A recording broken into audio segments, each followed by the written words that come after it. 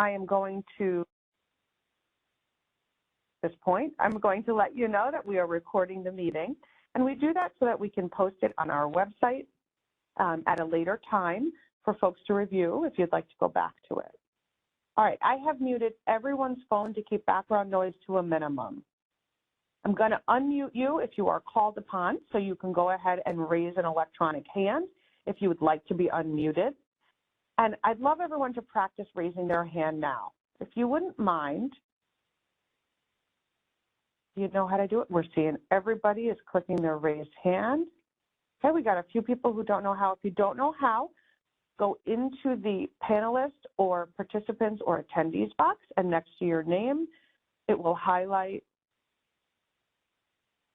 or on the bottom center of your screen, you'll see a hand in the air like a high five next to a smiley face. You can go ahead and click on that raised hand. And once you click it, it will pop off as well. So you can turn it on and then turn it off the same way. Wonderful. It looks like everybody was able to do that. So if you wouldn't mind lowering your hand now, that would be great. And we will get started with Christina. I see your hand it up, and Lauren, that's great. Go ahead. Wonderful. All right. So everybody knows how to use that. That is great. As I mentioned previously, today's webinar is sponsored by the New York State CSEA Partnership for Education and Training. Many people refer to us as the partnership, and that's totally fine. That's actually how we refer to ourselves. So some of you may be wondering, who are you guys at the partnership? What do you do? Well, for those of you who aren't familiar, the partnership is an organization that administers education and training programs for CSEA represented employees, and we do so through labor management cooperation. We're funded through negotiated agreements between New York State and CSEA. We offer in-person classroom training, online learning, educational advisement services, grants, tuition benefits, labor management services, and other education and training programs, including this webinar today. So in essence, this partnership is a joint labor management organization whose mission is to promote career mobility, improve job skills, support workplace safety and health, and promote effective labor management relations. You can learn more about us on our website, or you can call us directly and ask us questions. I'm going to provide our contact information at the end of today's webinar, so you can go ahead and write that down if you want at the end. All right, so we know a little bit more about the partnership. Let's dive in. Let's get started with managing emotions in the workplace. I'm going to turn the presentation over to our instructor, Jessica, and I think you guys are going to be very, very pleased with Jessica. Thank you, Melanie, and good morning, everyone. So as Melanie mentioned, my name is Jessica Rossman, and I am a program associate for curriculum development here at the partnership, which is just a longer way of saying that I am usually on the other end of these courses and helping create the materials, things like that, that you all take here at the partnership. And this time I'm on the front end because I have a very special interest in this particular topic. I am very interested in how people interact, how we manage our own emotions, and how we can navigate our everyday interactions with more confidence, ease, and ultimately just connect a little bit better. So emotions play an important role in the workplace and in our daily lives. And if they're not managed appropriately, they can have a negative impact on our productivity and our relationships. So before we get too deep into the details, I'm really curious, how often would you say that emotions disrupt your work? And that can be the emotions of your own or others. And is that going to be A, every day, B, a few times a week, C, once or twice a week, or D, once or twice a month? I'd like you to know I opened a Slido panel on the right-hand side of your screen. Take your mouse and click on option A, B, C, or D, the one that you feel best represents your experience. When you're done, go ahead and click on that send button just so that it registers. All right, I'm seeing a bunch of people are doing their voting right now. We've got 14 individuals who have voted, 15. Hopefully you're seeing that pop up on the right-hand side of your screen. If you don't, you can go ahead and throw that in the chat box. I see a few people have done that as well. That's totally fine. We've got some votes for D and C in the chat. And it looks like most people have finished their voting, so I'm going to close the poll. And hopefully you can see, folks, we've got 27% of the people saying every day, 13 for a few times a week, 40%, which was the winning vote, once or twice a week, and 20% saying D, once or twice a month. All right, thank you guys for participating. Thank you for sharing. And the truth is, regardless of what your answer is, and I'm not surprised by some of those responses, so it seems it happens pretty frequently, but regardless of what your answer was, emotions are a part of everyday life, so they're going to be a part of the workplace, and we are bringing our full selves into our workplace every day. This includes our personalities, our experiences, our preferences, and our emotions. And you might feel yourself get frustrated on a phone call, or maybe you feel bored in a meeting. Maybe this shows up by feeling annoyed when your coworker is tapping their pen all afternoon, or you feel disappointed after a tough conversation with your supervisor. These emotions seep into the other parts of your day, and they may push the limits of your patience and your goodwill. If you're in a bad mood, you might even snap at a coworker or avoid a difficult task. Now, emotions can be disruptive or maybe even more disruptive than that in a workplace, but they can also bring us together. And that's why they're really important, right? They make your team stronger. The key is to learn how to identify and to navigate your own emotions and those of the people around you. Your ability to do this is called emotional intelligence, which is a term you've likely heard before. It's an indispensable skill both at work and in our daily lives, and I'll keep saying that over and over again. Like any other skill, it's one that can be improved with practice. Now, just to clarify a few things, emotional intelligence is not about managing the emotions of others or manipulating them to feel a certain way. Emotional intelligence is not just optimism or agreeableness, it's not happiness, and it's not calmness. It is understanding and acknowledging that we all have complex inner lives, and it's leaving space for everyone to be themselves while also protecting your own space and finding that sense of inner peace. So today we're going to explore how to better manage emotions in the workplace, or how to increase that emotional intelligence. And by the end of this webinar, you'll be able to identify your emotions, recognize those triggers, and prepare to manage emotions better. We'll talk about how to recognize emotions in others, and then how to use that information to change your own behavior when needed to improve your interactions with them. And most of what will be discussed today is going to be found in your handouts as well. And just so everybody knows, your handouts do include a copy of the slides. So if you haven't viewed your handouts yet, you will find them as attachments on the email you received that confirmed your enrollment in this class. All right, and in this next hour, we're going to show you how to better manage your emotions by growing in these 4 emotional intelligence skills of self-awareness, self-management, social awareness, and relationship management. The first 2, self-awareness and self-management, are obviously more about you. The third and fourth skills, your social awareness and relationship management, are more about how you interact with others. Our first topic is that self-awareness. So this is, again, your ability to accurately recognize your own emotions and to understand your reactions to situations. Self-awareness skills come from reflection primarily, right? It means thinking through those difficult emotions, knowing where they come from, and realizing that they do serve a purpose. Self-aware people understand not only what they're thinking and feeling, but they also understand what's triggering an emotional reaction for them.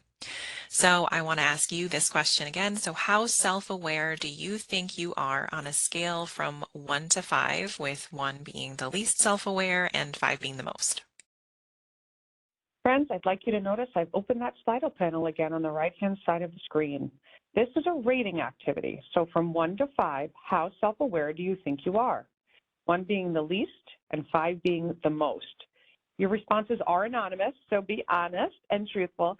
And when you're done, go ahead and click on that send button. All right, we're getting Bunch of votes here. We've got 12 people who've locked in their ratings, 14 people. Waiting for another 1 or 2 individuals. Make sure you're voting. We'd love to include you. All right, we are all over the board here. This is great. This is really great. 17 votes. Anyone else still out there? All right. So we have got people from 2 to 5. The most folks saying they are a 4. Okay, and to be fair, I'm happy to see no ones because really, and again, thank you all for sharing, but interestingly, on an activity like this, most people are going to rate themselves pretty high on self-awareness, maybe even higher than someone else would rate you. So I'm glad to see no ones, because that might be somebody who would rate you a little bit lower than that, possibly. But some of us also are self-aware enough to maybe answer this question a little bit more truthfully. So I'm glad to see some 3s, 4s, and 5s, and the 2s we can help. Actually, everybody should be able to get something from this next section, but self-awareness is not an easy thing to measure. It's subjective. It's not an objective thing, but you know it when you see it, or perhaps more specifically, when you're finding it lacking in others, right? And the problem is we don't often know when we are lacking it ourselves or how to improve it. So the first step in improving our self-awareness is to identify our emotions. And researchers have been studying emotions for hundreds of years now. There is going to be some variation amongst different models, and there are lots and lots of models out there, but there's general agreement that there are some basic or primary categories of emotions. Some might say there are 6, 7, and maybe some others are saying there's 8, but for our purposes, we're going to use the 8 basic emotions model, which was proposed by a researcher named Robert Plutchik. The name always makes me trip up. And these are presented in opposite pairs. So you have joy and sadness on opposite sides of the wheel. You have trust and disgust, fear and anger, and surprise and anticipation. Other emotions are going to be shades or combinations of these primary emotions, like the primary color wheel. So for example, grief is a shade of sadness. So if you can identify the primary emotion you're experiencing, you can narrow it down more easily to the specific emotion that you might be feeling. And you can name the main characters in a wonderful Disney film. One of my favorites. Yeah. All right, so I want you to consider the phrase, if you can't name it, you can't tame it. If you can't identify your emotions, you can't really manage them very well, right? So you may be thinking, maybe I don't need to tame all of my emotions, right? And no, you don't. You certainly don't need to be closely examining joy to see if it's happiness or delight. Sometimes you can just feel the emotion, especially if it's not causing you any distress. However, knowing what you're feeling and being able to put a word to it can also increase your appreciation for that feeling and make it easier for you to empathize with others, which we'll talk more about later. So it's also helpful for any emotions or feelings you may be having that are causing you discomfort. So knowing the precise word for what you're feeling can reduce that feeling of stress or overwhelm and help you to feel more in control of a situation. To more accurately identify your emotions, you need to increase your emotional literacy or vocabulary. That is the words that you use to describe your feelings. One way to increase that emotional literacy is by using a more specific emotion wheel, which lists out various words for common emotions. This wheel, again, that you're seeing on the screen is based on that Plutchik model of emotions. And you can see that the primary emotions are identified with the smiley faces again. And then there are other emotion words listed within, between, and outside of the circle. There are other emotion wheels. Actually, there's a ton of variation. You can, Google this phrase and you'll find a whole host of them. And because we're talking about expanding that emotional vocabulary, we've even included a few different ones in your handouts to refer to. So if you're not sure what you're feeling, check it against one of the emotion wheels, and sometimes seeing the words in the context of their categories is just what's helpful to narrow it down. If you're not sure what a particular word means, I recommend that you look it up in the dictionary. All right. So if after all of these wheels and smiley faces and colors, you're still finding it hard to identify your emotions, or you find you're often feeling uncomfortable emotions, you may want to try actively self-reflecting. This is the process of examining your thoughts, feelings, and behaviors to improve your self-awareness. So when you're reflecting on these things, you should also consider the context or the situations that surround these feelings. So some questions to ask yourself include, what just happened? What am I feeling? Or what thoughts or assumptions am I making? Notice that all of these are what questions. These are designed to keep your thought process objective. Why questions tend to make you feel more critical, even if they're asked internally, like, why am I this way? Right? That's pretty critical. These questions help you to recognize patterns in your thoughts, feelings, or behaviors. So you want to stick with the what. You might even, through this process, be able to identify triggers for negative behaviors or thought patterns. Triggers are events or circumstances that can affect your thoughts and behaviors, and they usually spark an intense emotional reaction that may seem startling or unproductive to an outsider. You might have an angry outburst, become passive aggressive, or withdraw from others. Once you identify your triggers, you can interrupt your cycle and change your behavior. So some common emotional triggers include criticism, rejection, unjust treatment, feeling smothered, being ignored, just to name a few. I know that another really big one that triggers people can be lying. That's So a big one. yeah, and Uh, and it can be perceived yeah. lying or it can be actual, right? Yep. Yep. I hate it. So think about it, friends. What emotional triggers are there for you? Go ahead and use the chat box to tell us about some things that trigger you. What are some emotional triggers? So as just Ben, I said, lying for me.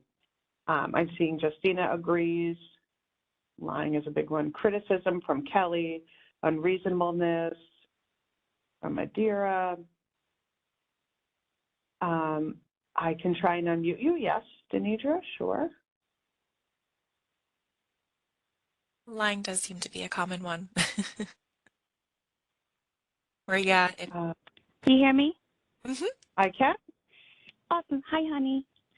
Um, Perfect example, I guess, and good, I would not say good timing for this training is me coming back to work from trying to get rid of a virus when you're sick.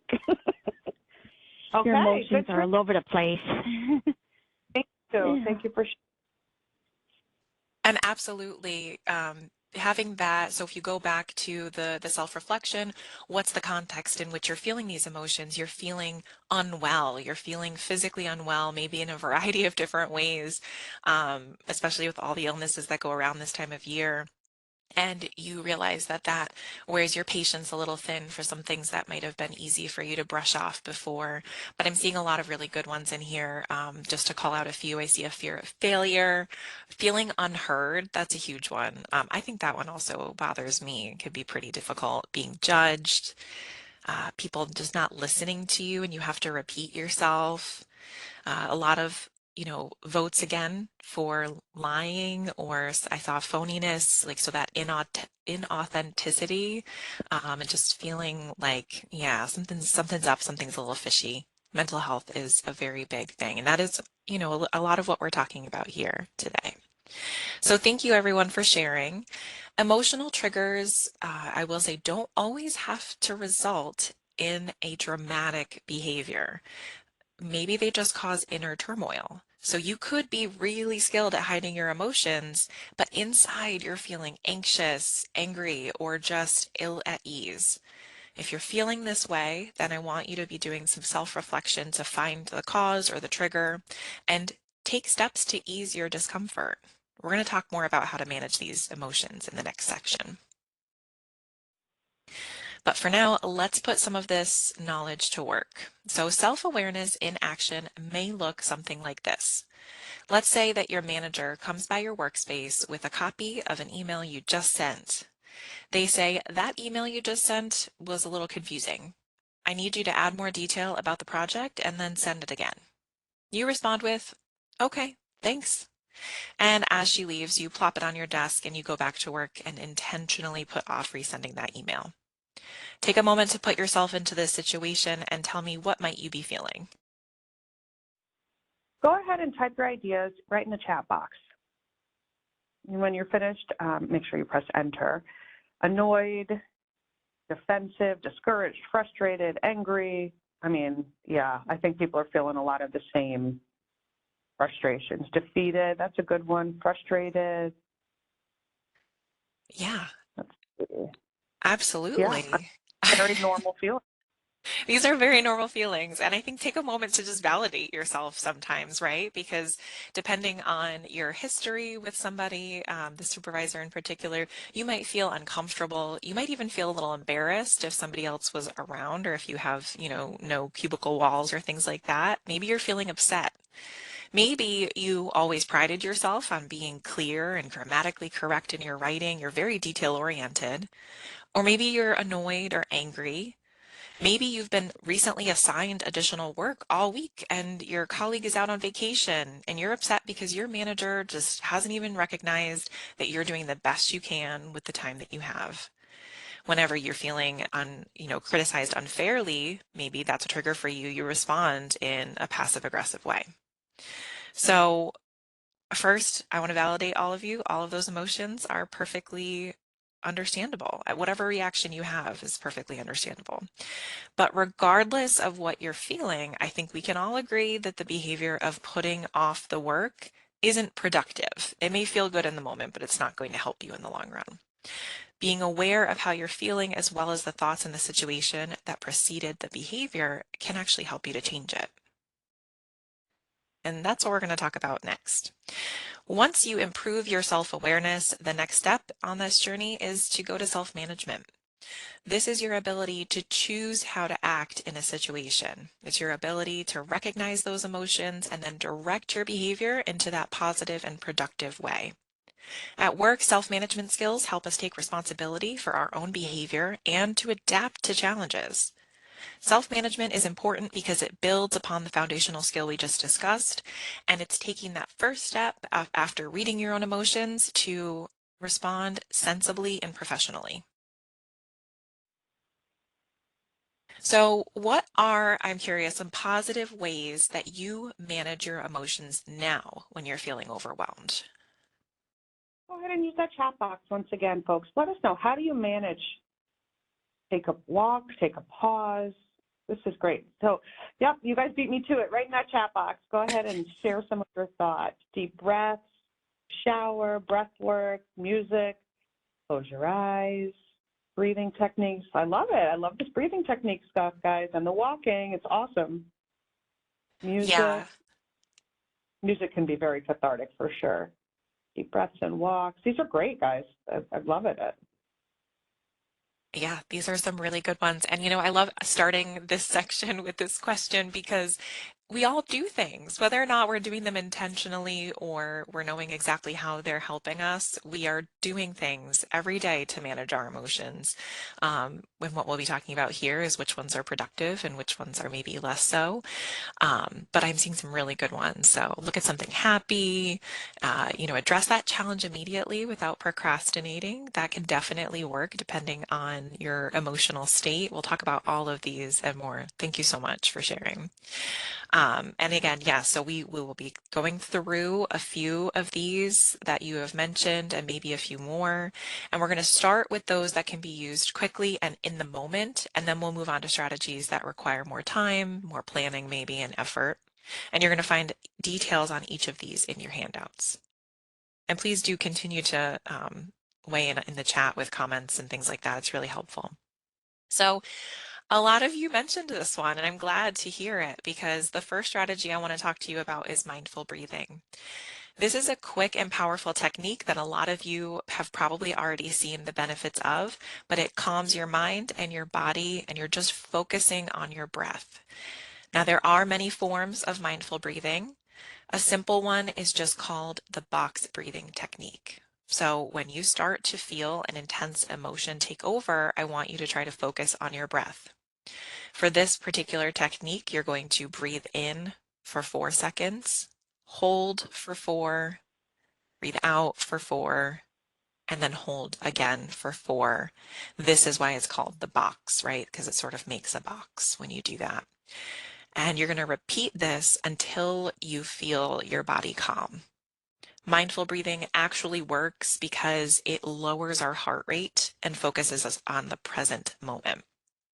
So let's try this together. I'm just going to go through this probably once or twice and just try breathing with me here for a second. Humor me. So let's breathe in. 1, 2, 3, 4, and hold. 2, 3, 4. Breathe out. 2, 3, 4, and hold. 2, 3, 4. In. 2, 3, 4. Hold. 2, 3, 4. Out. 2, 3, 4. And hold. 2, 3, 4. Okay, so you can keep going in that. And that, I don't know about you guys, but I'm feeling a little bit calmer. And I didn't actually even do the breathing part because I had to talk. But there's something about it that can be pretty helpful. Jessica, I would love a recording of your voice. I find it very relaxing. Ah, well, very good. I'm glad. But Yeah, yes, and you can speed it up or slow it down, whatever is yeah. works for you. Well, don't speed it up. I shouldn't say that. You should probably not go much faster than I did. But for the purposes of this, I just wanted to make sure we got there. And thank you. Yeah, it's great. Yeah. So, like breathing techniques, our next technique, grounding, allows you to stay mindful and in that present moment when a powerful emotion is threatening to sweep you away. The goal with these techniques is to focus on something concrete and observable in your environment, or maybe a sensation within your body. So, like breathing. Breathing is actually a grounding technique, but we kind of show these separately. The ones I want to talk about today are notice your body. So this starts sort of, imagine a halo going down from the top of your body or coming up from the bottom. So if you start at the bottom, you might notice how your feet feel on the floor, the way that your hips sit in your chair, how your arms feel on your desk or on your armrests of your chair, and then go all the way up to the tip of your head. I'll be honest and say this one actually makes me feel a little itchy because I feel like I'm focusing a little too much on my body. So I don't like it, but it works really well for some people. The one that I actually do really like is called the 5, 4, 3, 2, 1 method. And it is where you look for 5 things, probably within, let's say, the room that you're in or within arm's reach. You're gonna look for 5 things that you can see, 4 things that you can touch, 3 things you can hear, so one of them is my voice right now, 2 things that you can smell, and 1 thing that you can taste. You can pick the items up as you're doing this, and you can describe them to yourself mentally, or, if you're alone, you can do it aloud too. And then the last one is one that I heard and saw rather many of you mention, which is taking a walk. That's what this person is doing. And, as you're walking, if you are struggling to focus on the walk, you can count your steps or you can pay attention to the rhythm of your body as you're walking. Whatever you're choosing to do, I want you to try to focus fully on it. And if you sense your mind wandering, don't chastise yourself, don't get mad, just refocus, right? Because your mind is always going to wander. It's how we're kind of built. This is going to take practice, and if you find it difficult, you can also count or just do math problems. Don't do math problems if you don't like math. If it stresses you out, don't do that one. But try to do math problems like on a piece of paper without a calculator if that's something that how it works is that it takes your attention. You have to kind of focus on what you're doing. And so it breaks the cycle that you might be going through with your nervous system reacting to these emotions. So that's a good one to give a try if you like math. Another strategy that you can use in the moment is positive self-talk. Now, this is using the third person voice to talk to ourselves silently. And the reason it works is because a lot of us have a inner critic, an inner negative self-talk just kind of in the background all day. And if you don't, that's great. More, power to you. I'm very glad that you don't. But for those of us that do, having a conscious, positive self-talk to combat those negative thoughts and emotions is really helpful. So when you're in a highly emotional state, you need a support system and a voice of reason, and there's no reason you can't be that for yourself. So using positive self-talk helps you regulate your mood, and again, it's focusing us in a more positive area. So for example, let's say I was really nervous about giving this presentation, and I was a little. So an hour before, I start feeling nervous, a little jittery. And instead of thinking, if I can't get this in check, I'm going to do a horrible job and everybody's going to laugh at me, I said to myself, you know what?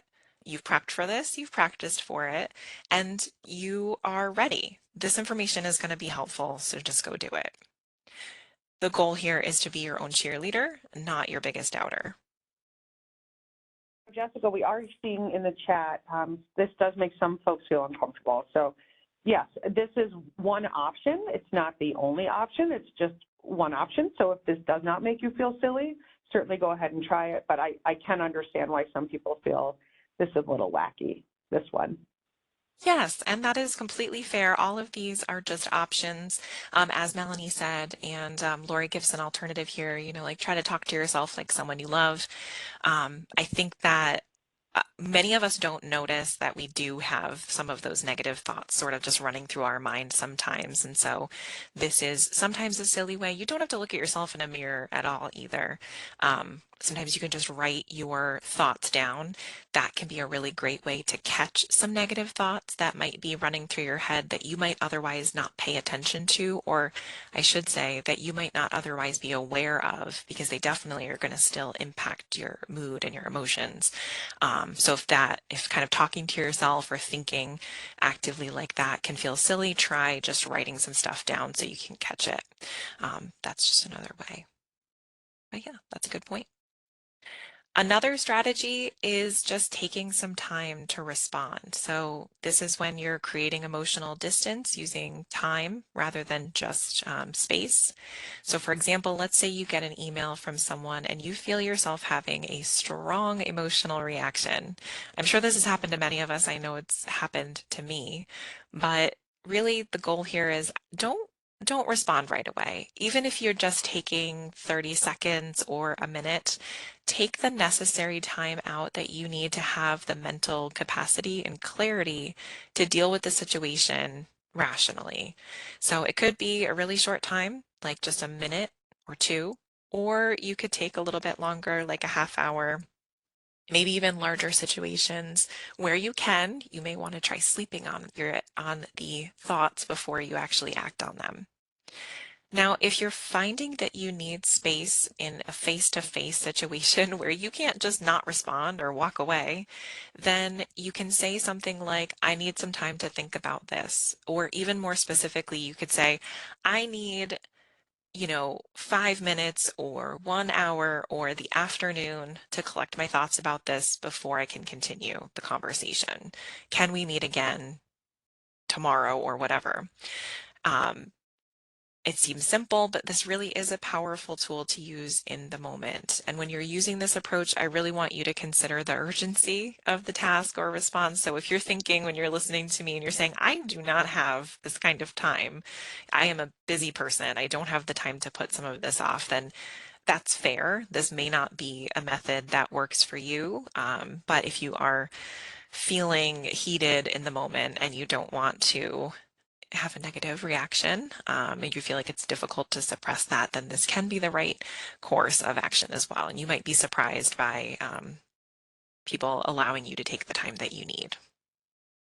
It's also great to notice if somebody else needs the time. So that's part of the emotional intelligence as well. So if you're noticing that you're reacting to somebody else who seems to be having a day in some way, shape, or form, sometimes putting some time between the two meetings helps both of you. It's not just you. That is a That could be great helpful. point. And I agree with that, absolutely. I think that everybody needs a little time now and again. And if you feel Yeah. like you can handle it in the moment, then do so. But don't forget to give yourself the time. And that really gets into my next tip here, which always is going to take quite a bit of time, but really feel the emotion. So if what you're feeling is big and you're having a really hard time shaking it, it's a sign that you actually need to take time to process your emotions. Processing your emotions can help you with long-standing situations that trigger you repeatedly, as well as those kind of one-time situations that may pop up that you're like, I'm not really sure what's happening, but I am not feeling good about this. So to process your emotions, you need to first identify them. We talked about that already.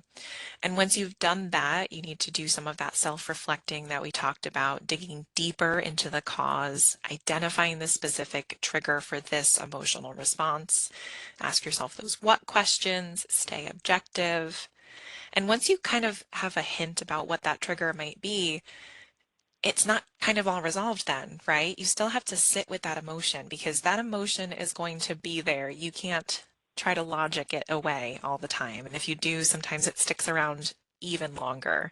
So sit with that emotion, acknowledge it, validate your feeling of it. Earlier, I said all of your reactions, your feelings in response to that manager printing out the email were valid. And it's because they were, because you had those feelings, they're valid. And you have to kind of sit with it, try not to dismiss it. So if you are someone who finds yourself often dismissing your feelings or dismissing the feelings of others, this might be a really difficult thing for you. And you may feel some resistance to it right off, but I promise that if you practice sitting with that emotion, if you practice saying like, it's okay, it's just there, you can go about your daily life and still have that emotion with you. And you'll notice that over time, it might dissipate, it might disappear, and it'll move on, and that's okay. So this might sound something like, I'm upset that this project was canceled, or that this, this entire report that I just worked on is no longer needed. But my feelings, I know they're not going to change the situation, but they're valid. I'm still feeling upset about it. And you can just kind of carry those with you. That's really what it is carrying it with you as you move throughout your day and not trying to dismiss it. So be kind to yourself if you're feeling really vulnerable or upset about something. And then when you feel ready, you can make a decision on whether you're going to do something about it. Is this something that requires you to talk to someone, to make a decision to change how you're going to interact with or work on a certain task or something like that? Does it require a change, or was it just a temporary feeling? So maybe you can let it go. So again, just be careful not to try to rationalize yourself out of an emotion, because that will delay this process. And again, you don't have to do this with those little blips, those little things that pop up. If it's not really bothering you, you don't have to worry about it. This is just for those emotions that try to stick with you because, well, they need more time. So feel through it as you're ready and then move on. The next strategy probably kind of needs the most forethought, right? So we've got plan A and plan B here. So if you know that there are specific situations that trigger you over and over, you can either avoid them or plan to reduce your emotional reaction. So for example, let's say you have a coworker that talks to you and others during meetings. They're just really chatty, they're whispering, it's super distracting, right? And you find it very frustrating. If you know this, you can choose to sit away from them, right? Or maybe you can even say something to them like, oh, I have to take notes in this meeting. I need to, really focus, something like that. So I'm curious, again, because you guys seem to have a lot of tips and tricks that you are using again in your daily lives. Do you have any tips for avoiding emotional triggers? Or if they're unavoidable, do you have tips for being better prepared to respond or instead of reacting to them? I'd love for you to share them in the chat box. We'll do a quick chat share. How do you avoid emotional triggers in daily life? Sometimes they're unavoidable. Think about something else. Great. Pause before reacting. Yeah. That's a good one. Yeah. Those are both great. Yeah, sometimes distraction is a good way to go. It all just depends on what works for you. Oh, here come a few. Address it and focus on what you can do. Ignore the first reaction. That's interesting, Michelle. Just dismiss it out of hand. Say no. My first gut reaction is probably not the one to go with. That could be helpful depending on what that gut reaction is. Oh, stop thinking of the worst case scenario. Those of us who suffer with anxiety may know that really well, right? You have to sort of remind yourself that the worst case scenario is not always going to be true. Be mindful and let's see, refocus on what you can do. So focus on what you can control. That is really good. Yeah. These are great. Thank you Great. all. Thank you all for sharing. All right, so back to our example here with the manager providing feedback. Of all the strategies that, oops, I'm sorry, that was me trying to be a host. Sorry, Melanie. That's all right. Of all the strategies we just reviewed, which one of these that are on the screen do you think would be the most helpful in this situation? So you've got breathing, grounding, self-talk, taking some time, feeling, or planning. I have opened that Slido panel on the right-hand side of your screen once again. Click your mouse, A, B, C, D, E, or F, the one that would be the best strategy for you to use here. So when you're done, go ahead and click on that send. All right, we're seeing some votes come in. Seeing some in the chat as well. We've got a vote for B in the chat. Got 11 votes for B and D. Seeing 11 people have marked their votes. 13 people have marked their votes. 14. Waiting for 5 or so more people. There's some people in the Okay. chat, I think, too. Yep. Yep. All righty. I'm gonna close the poll in just a second. So if you haven't voted and you want to be recorded, go ahead and record your vote. Remember, this is anonymous, so we won't know who voted for which. All right, I'm going to close voting. So we have 17 people who voted in that Slido, but we do have quite a few on the chat. 2 people have said breathing, 4 people have said grounding, and then everybody else said take some time, which is D. And thank you all for sharing and for sharing in the chat as well. Yes, so I would say that it depends on the situation and how much time you actually have to take in order to work through this, think it through, kind of give yourself some emotional distance. It could be just fine. Maybe they don't need it until a couple of hours from now or something like that. But I would always just check to make sure that works. But really, a lot of these would be helpful, and it really depends on what is going to work for you and how much time you have. So thank you. All right, our next topic is social awareness. So instead of looking inward with those 2 skills we just discussed, social awareness is looking outward to learn about others. It's the ability to first recognize and then understand the emotions of others, and this will allow you to anticipate, recognize, and then meet the needs of others if you can and when you need to. Social awareness is really important because it provides a strategy for building rapport with others and connecting with them no matter our differences. Now, I want to say we know that we can't all read other people's minds, right? Some of us may feel like we are really intuitive and we can really see what people are trying to do or really get at their intentions. But the truth is, none of us are mind readers, and no matter how good that intuition might be. And so we really do need to talk to others to get a sense of what they're feeling but we can also do more than that. We can pay attention to their body language, their tone of voice, their facial expressions.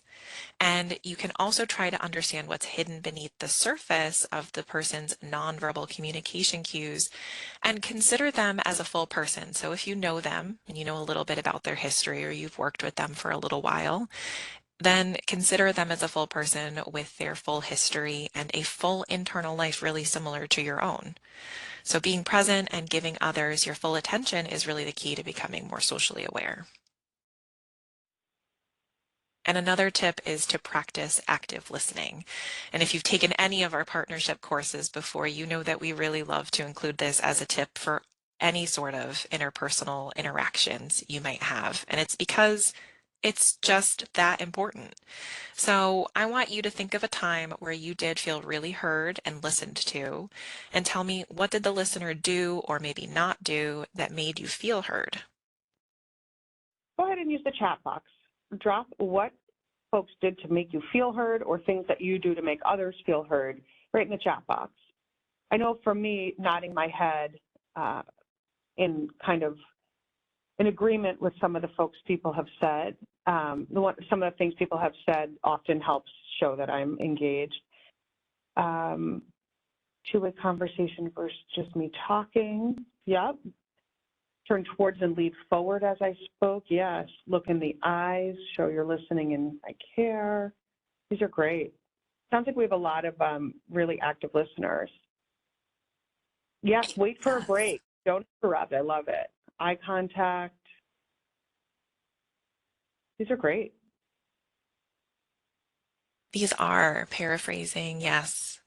There's a lot of good ones in here, and it's true, right? Active listening, the person talking in a calm and positive way, having a seat or asking them to have a seat, close the office door.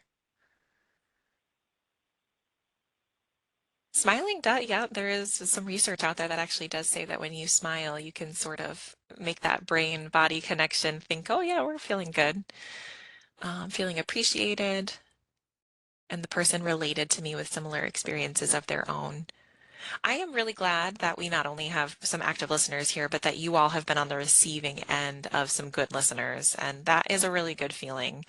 So I'm glad that you all have had it. So active listening requires you, as many of you have pointed out here, to not just hear the words that are spoken, but to pay attention to all of those nonverbal cues, the folks that turn to you, that lean in, that stop what they're doing or close the door, invite you into their space and give you some time. So the best listeners are going to do those things. They're going to stop what they're doing and they're going to focus their attention fully on the speaker. They aren't going to have their phone out or in their hand and their body half turned towards their computer screen, fingers on the keyboard. Instead, they're going to make the eye contact, they're going to lean in, and they might even nod their heads or smile or have some facial expressions that might be supportive of the speaker. They might even say things like, tell me more, or I can see how you might feel that way. They might paraphrase, as many of you mentioned, or relate to the conversation. What they don't do is steer the conversation in a different direction or make it entirely about themselves. In short, an active listener is engaged in the conversation and they're giving the speaker the space to express themselves. Doing these simple things that you have heard your colleagues and your co-participants here mention are going to help you to stay present and to learn about what's really going on. So if you're someone who says, you know, maybe I've been on the receiving end of it, but I don't know if I'm a good listener, or the truth is we can all improve, right? Even I can improve in my active listening. Then you can take these tips and try to implement them more actively. Because a natural consequence of active listening is the building of trust and improved relationships. Finally, to really understand others, you have to do a little bit more of the considering their full experience and their perspective. So this is a little bit easier when it's someone you know and have worked with a long time, or it could be a little harder if it's someone you've just met. But for you to be truly socially aware, you need to know where a person is coming from and why. And when you're interacting with another person, you can try to gather some cues and information to help you better understand why they might be reacting and responding in the manner that they are. So you can learn more about their experiences, you can understand their perspective. Maybe they have something in their past that shapes how they feel about a current situation. And if you don't understand their history, then really you can't understand their present state fully. So reflect on what you might know about this person and how their background is influencing their state of being. Again, if it's someone you don't know really well, then you might want to, in the course of a conversation with them, ask them some questions to find out what they might be feeling and why they might be feeling a certain way. Let's go back to our example again. The manager is providing feedback on writing better emails. What is something that you could do in this situation, or how can you right now practice some social awareness? Consider what your Type your manager, chat box. sorry. Take the first few. Consider the supervisor's point of view. Yeah, put yourself in their shoes for sure. We'll take a few more. How can you practice social awareness in this specific situation? Ask questions, yep. Some follow-up. Take some deep breaths, yep. Great. Hear them out and reevaluate the email. Yeah, sometimes if you separate yourself from what was actually being asked of you, you can see more clearly maybe there was some issue with the email, or maybe there wasn't even, but definitely take another look at it. Absolutely. Follow-up questions, advice, yeah, all great comments. Yeah, so this is really good. So in this case, you want to think about where your manager is coming from. And again, if you've got some history established with this person, then you might know a little bit. Maybe maybe they've been trying to coach you on some of these emails, or maybe it's a brand new task and they're like, well, if I don't tell you what I need, then I'm not going to get it, right? So maybe they are also busy trying to save time and follow up with you just this one time to see if they can, again, get that information the next several times that they get that email. And maybe this specific email you sent is needed for a report, or they need it for something that is also due on their end. So they're just coming back for some clarification here. Whatever the case may be, it doesn't invalidate your own experience and perspective. It's just adding to the story and allows you to have more compassion. All right, so the next thing to discuss is our fourth and final emotional intelligence skill, which is that relationship management. And this is the use of self-awareness, self-management, and social awareness. Relationship management is the bond that you build with others over time. And people who know how to do this well really do see the benefit of connecting with many different people, even folks they might not be fond of. And if you want people to listen to you and to respect you, you need to put strategies in place that will help you seek and develop a healthy relationship with the people you interact with. One of the first ways to improve relationships is to acknowledge the other person's feelings. So tell me, what happens when you don't consider other people's feelings?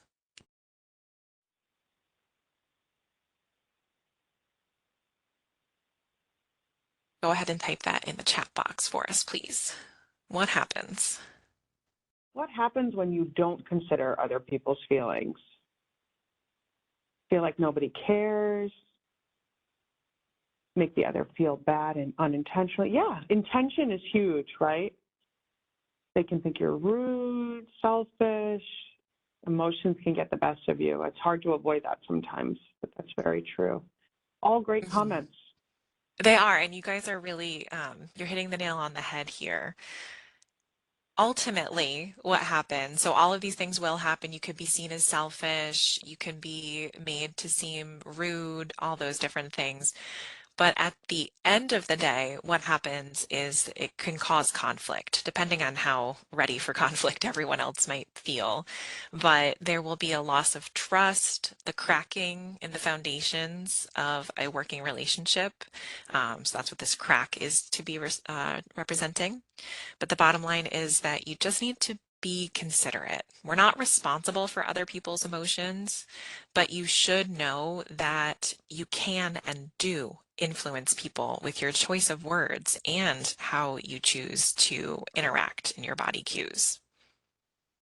people do remember how you make them feel. I think that's a good point. And you want everyone else to feel like they're in a respectful and they are respected in the work environment. So one of the ways we can do a better job of this is actually something that someone mentioned earlier. You want to demonstrate empathy. So we can acknowledge and validate other people's emotions by demonstrating empathy. Empathy is different than sympathy. Empathy is the ability to understand another person's thoughts and feelings from their point of view rather than sympathy, which is your own. Empathy allows you to build social connections with others, and it helps you to understand what they might be thinking and feeling so you can respond appropriately. So read the situation, identify what emotions you think that person might be feeling, and then consider how you might feel in that situation as well, and maybe consider what they might need from you in that moment. And I'll say this again and again, but everyone has the right to feel and to express their emotions. We may not always agree with or understand why they're feeling the way that they are, but their feelings are legitimate. If you want to increase your capacity for empathy, get curious. Make it a point to start conversations with the people that you meet throughout your day. Listen actively in those conversations, ask questions, pay attention to body language cues, and if you're struggling to connect with someone but you want to, look for similarities between yourselves, not differences. This is called finding common ground, and it is really just about seeing them as part of your in-group. It's a lot easier to connect with people who you have common ground with. Finally, be careful not to get lost in your own emotions. This is where that self-awareness and self-management comes back into play. Putting yourself into someone else's shoes can give you an idea of where they're coming from, but this exercise can be taken too far. So if you accidentally project your own experiences onto them, or you become too absorbed in their potential issues or their situation, you can block yourself from meaningfully connecting and empathizing. So be careful there. And another effective relationship management strategy is just to learn to be open-minded. Be open to perspectives and experiences that are different from your own.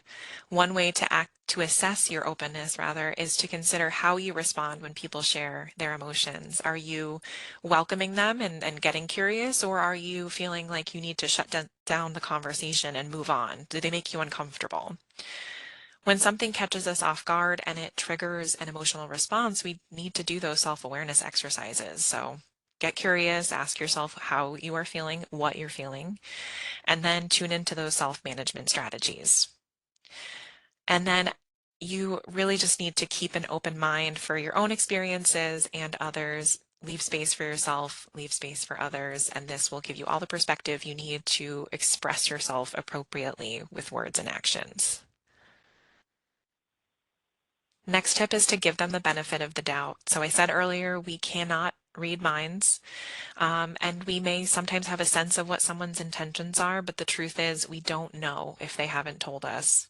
So give people the benefit of the doubt. If your coworker is chronically missing deadlines and it's affecting your work, don't think they're doing this on purpose. They must hate me. They just don't want me to succeed. I want you to remove yourself from that equation, give them the benefit of the doubt. You can still note patterns of behavior and report them if you need to, but you are, by taking yourself out of the equation, setting your emotional investment in the issue aside and admitting it really isn't about you most of the time, it's about them. In cases where you find it really hard to give someone the benefit of the doubt, try to avoid making mental declarations about their intentions at all. So that is where writing down some of your thoughts can be helpful, especially if you have a stream of consciousness that you're just not consciously paying attention to and it's running in the background saying some things like that. So trust me, this advice is really small but mighty. So if you're someone who finds themselves constantly disappointed and exasperated by others, this can be a way to break the cycle. Lastly, we need to express ourselves clearly and constructively, but we need to do so in a professional way. So the advice I want to give you here is to not take it personally. And by that, I mean to stay objective and focus on the work. That's what we're here for at the end of the day. When you're talking with a coworker, a team member, or your supervisor, stay professional. And I know we're talking about emotional intelligence here, but that doesn't mean that the workplace is the best place to air all your grievances. So speak directly but kindly and communicate from your perspective only. When it comes to difficult conversations, avoid placing blame, vocalizing assumptions about their intentions, or making statements that might spark defensiveness. Focus on solutions and stay objective. So you might be wondering, what does clear and effective communication even look like when you're talking about emotions? So let's look at two examples. Which of these two, so one on the left, two on the right, which do you think is going to be the better option? On the right-hand side of your screen, you'll notice I opened that Slido panel one last time. Go ahead and vote on whether or not you think A is better or B is better. I'm seeing 6 people, 10 people have voted, 12 people have voted. So far, everybody agrees on the same one, 14 people. All right, it looks like we're unanimous. 17 people have agreed that it is choice B, Justin. Yes, and I see here we're a little over time, so I'll be a little brief here. Yes, this one is the right answer. The reason that the first one is not is going to be as effective, even though it's probably how most of us might talk without even thinking about it, is that you are guessing that they're trying to specifically ignore and interrupt you, which may have not been their intention. And you generalize by saying, can you stop doing that all the time? That's going to be, whenever you can, try to not generalize anything that somebody else is doing, because the first thing that their mind is going to do is go to a time where they haven't done it before, and that is fair.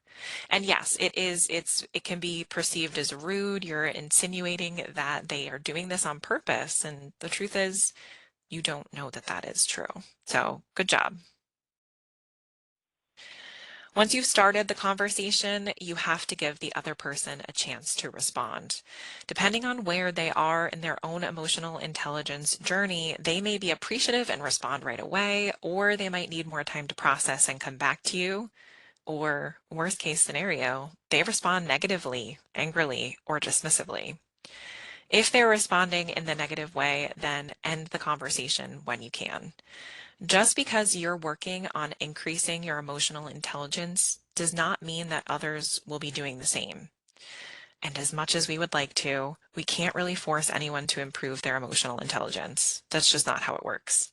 The best you can do is to continue to work on your own emotional intelligence and remain open and curious, but use your experiences with others to inform how you approach them in the future. Remember, emotional intelligence is not just about managing relationships, but also yourself. Don't continue to put yourself into emotional harm's way, thinking that you're doing yourself or the other person a service. Instead, lead by example. Be a good listener, practice your own emotional intelligence skills, and communicate clearly and constructively.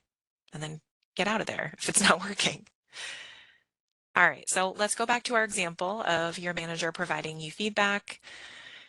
How would you respond to your manager in a way that preserved the working relationship, but also communicated your needs? Let's say you're overwhelmed, or something like that, or whatever kind of interpretation you took from the last one.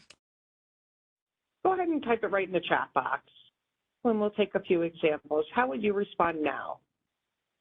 After all we just talked about, the same situation, the boss comes to you and says to rewrite this email, how would you respond?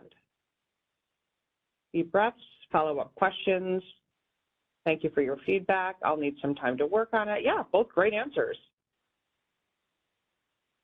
Ask for suggestions. Sure. Yeah. Yeah, these are some good ones. So asking questions is a great way to get some more specific information, especially if you're finding yourself stuck in a different interpretation of your manager's approach to the situation. If you're just thinking like, wow, this is really not working out very well, you can ask for clarity in what they want and when. So these are really good. Deep breaths, take in consideration what they're saying. You just want to get it right at the end of the day, and they do too. And again, this is a best case scenario. So you'll have to employ some other skills if that doesn't feel like it's working all the time. All right, so we are about almost 5 minutes past the hour. So first, I just want to thank everyone who stayed on past this point. But the truth is we covered a lot of content today, a lot of ground. And emotional intelligence is a subject that is really complex, and it is too broad and too deep to be covered in a single hour.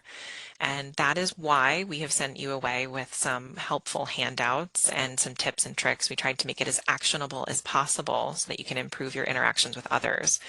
But I have a final question for you before we end our session. I want to know, which of these emotional intelligence skills do you plan to work on? Which one maybe is the one that you struggle with the most, or that you're aware, you're self-aware that you need to work on? Okay, last chat activity. Go ahead and put it right in the chat box. And I'm seeing Kelly already told us about social awareness, relationship management, social awareness, social awareness, social awareness, self-management, self-management, social awareness. We are all over the board, and I love it. It shows people are very in tune with what their own needs are, which is great. It is, absolutely. Thank you all for sharing. This is really good. And the truth is, most of us typically struggle with one side or the other. We may struggle with all four. And like I said, none of us are perfect, even if we rated ourselves really highly earlier on self-awareness, or if you rate yourself highly on all of these. The truth is, there's room for improvement in all of these skills for all of us. Myself and Melanie and everybody on this call could definitely improve at the end of the day. So whatever you Always. plan, whatever you plan to work on, I hope you'll find the information that we shared today helpful, and that, you remember emotional intelligence is a skill just like any other. Awesome. Thank you, Jessica, so very, very much. And thank you all for hanging on and being part of this webinar today. We did not lose any individuals. We're 6 minutes over, which is not terrible. And we're so glad you were all joining us today. Friends, feel free if you need to log off now. But just before you do that, I just want to let you know, you probably will have an evaluation that pops up. And I encourage you, please, to fill that out.